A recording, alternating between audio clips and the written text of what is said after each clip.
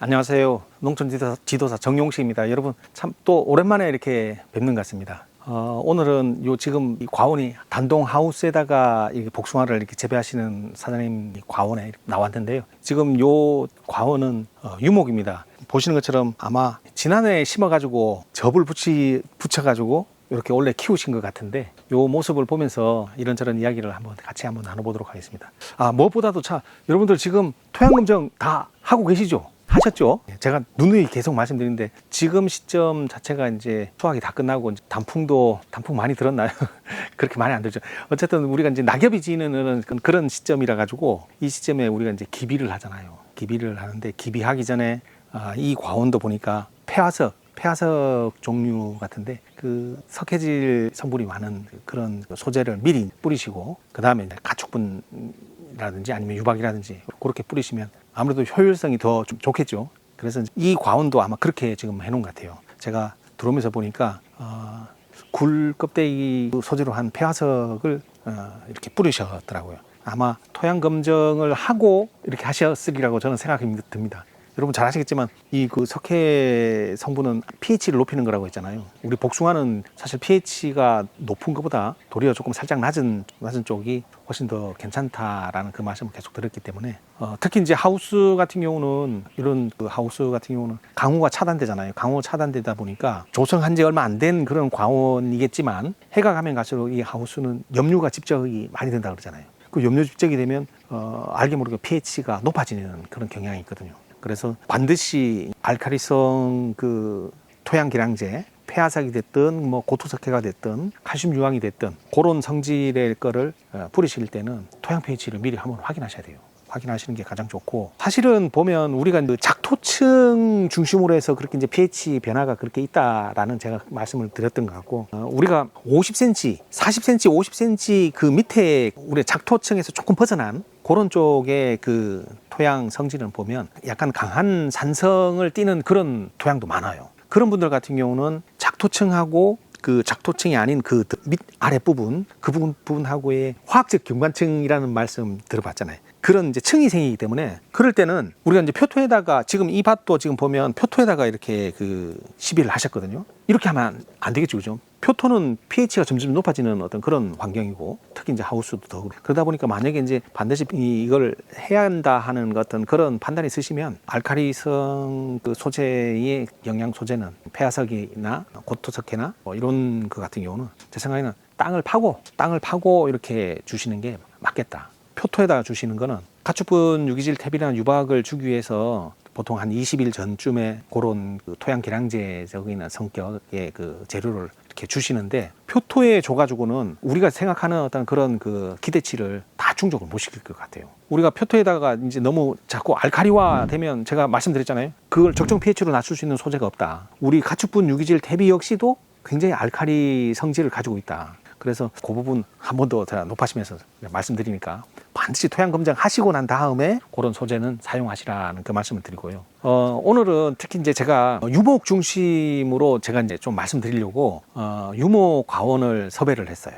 근데 지금 그 유목을 보면서 제가 살짝 이렇게 말씀을 한번 들어보도록 할게요. 지금 보면 여러분 보시는 것처럼 굉장히 크잖아요. 크게 자랐어요. 이것도 보면 저 아랫부분부터 시작해서 이 끝부분까지 원래 다 자란 거예요. 좀 잘 아실 거예요. 복숭아 나무가 이렇게 잘 자랍니다. 이렇게 잘 자라가지고, 그래서 사실 고민이 많으실 거예요. 너무 가지도, 이게 지금 보시는 것처럼 가지도 너무 잘 자라가지고 이걸 내년에 써야 돼 말아야 돼, 결과지를 쓸 수 있을까 없을까, 이거 고민도 많이 하실 거고, 이렇게 또 큰 반면에 또 지금 요런 나무 같은 경우는 보면 요 정도 이렇게 나무들 같은 경우 보면 오히려 굉장히 작잖아요, 그죠? 작게 컸어요. 저는 사실 유목은 저렇게 크게 키우는 것보다는, 당년에 저렇게 크게 키우는 것보다 이렇게 마디게 좀 작게 키우는 것도 괜찮다, 그런 생각이 들어요. 우리가 요렇게 이제 성장했을 때, 요 복숭아 나무는 또 조생종이라고 제가 알고 있어요.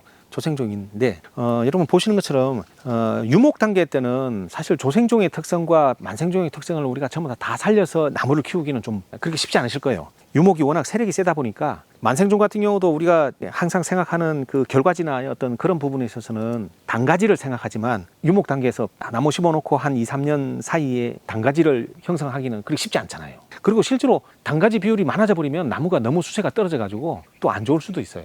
그래서 적당히 이렇게 키워야 되는데, 저는 저렇게 크게 자라는 것보다는 이렇게 조금 좀 약간은 좀 부족함이 있는 것처럼 보이지만 조금은 덜 자라게 이렇게 관리하는 게 좋겠다 이런 생각이 드는데, 그러면 우리가 이제 이렇게 덜 자라게 맛있게 자라게 하려면 그러면 우리가 어떻게 해야 되느냐? 여러분들 어떻게 생각하세요? 이 나무의 자람은 우리 토양의 영양 환경에 아주 밀접하게 관계가 있어요. 토양 자체에 영양분이 많으면 아무래도 잘 자라요. 1년에도 뭐 2, 3m 자라는 건 일도 아닙니다. 그리고 그 주간부 쪽, 지재부 쪽의 그 굵기도 굉장히 굵어지는 어떤 그런 모습을 보이는데, 그러면 우리가 이제 지금까지는 우리 과원 조성할 때 토양도 개량하고 적정 pH를 맞추고 적정 유기물 함량을 맞추고, 그리고 충분한 영양분이 우리 과원에 있게끔 그렇게 하려고 퇴비도 주고 막 이렇게 하잖아요. 그러면 그 모습 자체가 이 나무를 적당하게 키우는 모습일까요? 아니면은 가지껏 키우려고 하는 걸까요?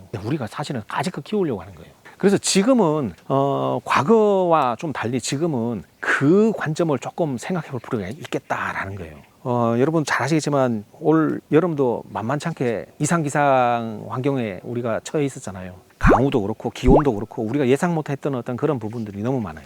근데 이런 부분들을 극복하는 데 있어서도 이 복숭아 나무는 우리가 기존에 생각했던 가지껏 마음껏 이렇게 자랄 수 있게끔 하는 어떤 그런 환경보다는 충분히 좀 튼튼하게 자랄 수 있게끔 하는 어떤 그런 환경이 더 좋지 않을까 하는 그런 생각이 들어서, 저는 조심스럽지만 우리가 이제 신규 과원을 조성할 때 우리 과원의 비료분이라든지 이런 부분이 있어요. pH와 유기물 같은 경우는 적정 pH, 적정 유기물 함량을 유지하는 게 좋을 것 같아요. 왜냐하면 그거는 한번 나무를 심어놓고 나면 다시 개량하기가 굉장히 어려우니까.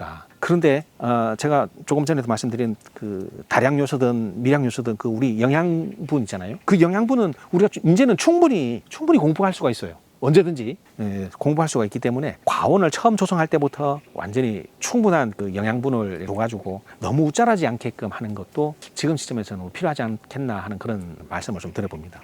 어쨌든 이렇게 나무가 이렇게 자랐어요. 올 한 해 참 고맙게 이 복숭아 나무가 이렇게 자랐는데, 이거를 그러면 어떻게 우리가 관리를 해야 될까? 그 부분이 참 숙제죠. 그리고 어려워요, 사실. 지금 여러분 보시는 것처럼 이렇게 길게 자란 가지들이잖아요. 이렇게 길게 자란 가지들이 꽃눈이 전부 다 이렇게 충실하고 꽃눈과 잎눈이 다 충실하면 참 좋은데, 여기서부터 지금 보시는 것처럼 여기서부터는 꽃눈 형성이 거의 안 돼 있어요. 여기까지만 꽃눈 형성이 이렇게 돼 있고. 그러면 여러분들 어떻게 하실래요? 자르실래요? 저는 그 말씀 드리고 싶어요. 물론 여기가 지금 하우스와 노지는 조금 다를 수 있습니다. 하우스 같은 경우는 최대한 수간을 확대시키지 않고 이렇게 콤팩트하게 이렇게 만들어야 되는 어떤 그런 거지만, 노지는 일정 부분 수간 확대해야 되잖아요. 수간 확대를 해야 되고, 그 수간 확대를 하는데도 당년에 전부 다 이제 수간 확대하는 것보다는 제가 말씀드린 대로 조금 여러 해를 두고 이렇게 수간 확대를 하는 게 좋겠다라고 그런 말씀드리는 것처럼, 하우스와 노지는 조금의 차이는 있지만 어쨌든 올해 자란 이 나무에서 발생하는 이 신초를 관리하는 거는 약간 조금 다른 듯 하면서도 비슷한 점이 있어요. 그래서 그거로 공통적인 측면을 가지고 제가 한번 말씀드려 볼게요. 여러분들 지금 이거 같은 경우에 일부 우리 노지 쪽에서 하시는 분들 같은 경우에 보면 이쪽에 있는 이런 굵은 가지들 있잖아요. 이 굵은 가지들을 전부 다 잘라내시고 다시 이렇게 받아서 이렇게 내년에 다시 받아서 키우시는 그런 분들도 계세요. 뭐 그것도 나쁘진 않습니다. 연차를 둔다는 말은, 이 가지에 연차를 둔다는 말은, 이 주지와 이런 가지에 연차를 둔다는 말은 어떤 면에서 보면 우리가 관리하기가 훨씬 더 쉬울 수 있어요. 쉬울 수 있기 때문에 그렇게 하시는 게 한 해 늦은 감이 있지만 그 방법도 괜찮은데, 저는 그 방법 말고 이 방법을 한번 말씀드리고 싶어요. 지금 여기 있는 모든 가지들이잖아요. 특히 우리가 이제 유목이라고 치면 나중에 이제 노지 같은 경우는 여기 하우스에서는 부주지를 받지 않을 거예요. 거의 이 주간에다가 다 이제 결과지를 붙여서 관리를 할 텐데, 노지 같은 경우는 부주지를 받을 텐데, 부주지를 받을 수 있는 그 위치 아래쪽에 난 가지들 있잖아요. 우리가 이제 보통 보면 부주지를 90에서 120 정도에서 높이 1m 전후 쪽에서 다시 받는다 이렇게 생각하시면 될 것 같아요. 그 이하에 있는 가지들 같은 경우는 굳이 우리가 잘라서 다시 이렇게 받는 것보다는 기왕에 나 있는 이 가지를 그대로 이용하는 것도 괜찮다. 왜 제가 그 말씀을 드리는가 하면, 여러분들 이 과원에서 지나치게 많이 잘라가지고 손해본 그런 부분이 있어요. 제가 같이 한번 볼게요. 자, 이쪽으로 한번 보실래요?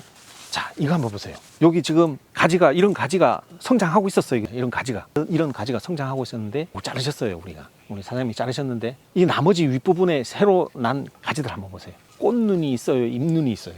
이거 아마 중간에는 꽃눈 하나도 없을 거예요. 하나도 없고, 내년 보면 아시겠지만 요 끝부분에는 아마 잎눈이 하나 두 개 있을 수 있고, 그리고 요 아래쪽에 있잖아요. 일찍난 요 아래쪽에 꽃눈이 하나 두 개 있을 수 있어요. 그래서 실제로 우리가 쓸 수 있는 가지가 하나도 없다. 만약에 그런데 이게 이 부분이 이 뒷면 쪽에 상당히 위에 올라와 있는 이 부분에서 이렇게 하셨잖아요. 사실 어떤 면에서 보면 이 부분에서 우리가 착과를 시켜서 수세를 조절할 수 있는 그런 위치인데, 착과를 전혀 시킬 수 없는 어떤 그런 모습 보이고 있고요. 그리고 또 하나, 만약에 이제 우리가 이걸 자르지 않고 이런 큰 가지를 뒀다고 생각해 보세요. 큰 가지를 뒀다고 치면 우리가 내년에 여기에다가 착과를 시켜서 이런 굵은 가지를 하더라도 끝부분에 착과를 시켜가지고 우리가 조절할 수가 있다. 특히 제가 아까 말씀드린 대로 부주지가 나가는 그 위치 아래쪽에 있는 그 결과지들, 1m 전후에 아래쪽에 있는 결과지들 같은 경우는, 지금 이런 부분 같은 경우는 전부가 다 이거 아마 자르셨나 봐요. 이렇게 전부 다 자르셔가지고 새로 이제 받아야 되는, 내년에 새로 받아야 되는 어떤 그런 모습이 이렇게 보이는데, 이거보다는 이거 그대로 두고, 여기 난 거를 그대로 두고 내년에 여기다가 그대로 착과를 시키는 거, 착과시킬 수 있는 건 착과를 시키면서 나무 수세를 조절하는 게 훨씬 더 유리하다, 그 말씀 드려요. 여러분들, 우리 복숭아 나무가 다른 수종에 비해서 이 주간부가 좀 거칠다는 느낌 많이 드시죠? 많이 거친 이유 중에 뭐 여러 가지가 있겠지만, 뭐 토양 환경이라든지 뭐 여러 가지가 있겠지만, 그 중에서도 우리가 나무를 너무 많이 자르기 때문에 이 주간부가 거칠어진다 하는 그런 생각 안 해보셨어요, 혹시? 우리가 도장지가 많이 발생하는 나무들은 아무래도 좀 더 많이 잘라내겠죠. 그 도장지가 많이 발생하는 나무가, 그게 그 나무의 그 평생 동안 그렇게 도장지가 계속 그렇게 많이 발생하느냐? 절대 그렇지 않아요. 그 많이 발생하는 시기가 있어요. 그 많이 발생하는 시기에 우리가 그거를, 도장지를 많이 잘라내면 그 나무는 이 주간부가 좀 거칠어지면서 그러면서 그 나무는 세력을 잃어갑니다. 초기에는 굉장히 도장지가 많이 이렇게 발생하는 그런 나무도 우리가 전적량이 많아지면 세력을 잃어가고, 그리고 나무도 거칠어지면서 결국 그런 나무들은 보면 끝부분에만 결과지가 있어요. 끝부분만 있고, 주간부에는 뭐 가지도 안 나오고, 그래가지고 일소 피해도 받고 동해 피해도 받고 하는 어떤 그런 모습을 우리가 많이 보잖아요. 그래서 저는 어릴 때부터 요거는 이제 같이 연결을 한번 생각을 해보세요. 너무 이렇게 크게 키우면, 당년에 너무 이렇게 크게 비료분이나 이런 걸 많게 해가지고 너무 크게 키워버리면 우리가 자르지 않을 수가 없어요. 일부 조금 잘라야 되는 어떤 그런 부분이 있는데, 그러지 않고 아까 제가 말씀드린 대로 저렇게 좀 짱짱하게 키운 나무들 같은 경우는 설령 이렇게 길게 이렇게 자란 이런 가지들이 있다 하더라도 이거 그대로 두는 거예요. 그대로 둬도 어차피 우리가 1m 이 아래쪽의 부분의 거는 우리가 연구지로 활용하는 게 아니잖아요. 그 부분은 뭐 거의 빈 공간으로 이렇게 우리가 두기 때문에, 나중에는 그 빈 공간으로 두기 때문에, 어릴 때 이 기부 쪽에 낮은 위치에 있는 이 신초들을 우리가 어떻게 관리하느냐가 그 나무의 미래에, 이 나무의 전체적인 그 성장에 있어서의 모습을 좌우하는 것 같더라라는 말씀을 드리고 싶어요. 요런 부분 같은 경우도 사실은 여러분들 좀 아쉽죠. 만약에 이게 이렇게 굵어지지 않고 처음부터 요런 가지가 나왔을 때 이렇게 잘랐으면 새로 난 가지에 꽃눈도 형성되고 했을 텐데 하는 그런 아쉬움 좀 있으실 거예요. 근데 이게 1년생 나무이기 때문에 그래요. 이거 여기서부터 저 끝까지 전부 다 올해 자란 거잖아요. 이거 처음에 자르셨을 때는 사실 제 생각에 한 요 정도밖에 안 됐을까? 요 정도로 느끼셨을지도 몰라요. 이 정도로 가늘게 느껴지다가도 우리가 자르고 잘라내고 우리가 유인하고 이러다 보면 굵어지기도 하고, 어딘가 이만큼 성장해야 될 나무의 그 영양분이 뿌리로부터 올라오는데 그거를 발산할 수 있는 어떤 그런 모습이 이런 모습이 아닌가 하는 그런 생각이 듭니다. 그래서 도리어 이런 강하게 크는 나무들은 특히 어릴 때는 강하게 그냥 크게 놔두자. 어릴 때부터 미리 막 적심하고 막 잘라내고 하는 그런 것보다는 그냥 두자 하는 그 말씀을 제가 한 번 더 드립니다.